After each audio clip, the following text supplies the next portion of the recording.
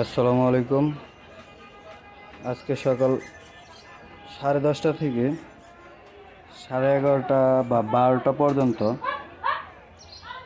রাস্তার একটি ঘটনা। আমাদের সাভার উপজেলা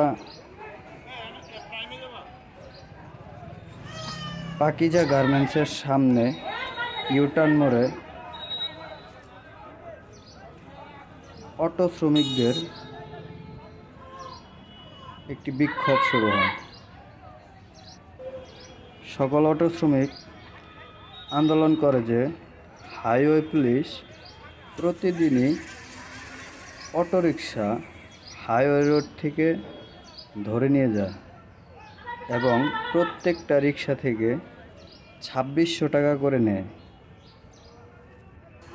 তাই সকল অটো শ্রমিক মিলে এই আন্দোলনটি সাভার উপজেলার ভিতরে করেছে। ধন্যবাদ। সবাই ভালো থাকবেন আর বেশি বেশি শেয়ার করবেন।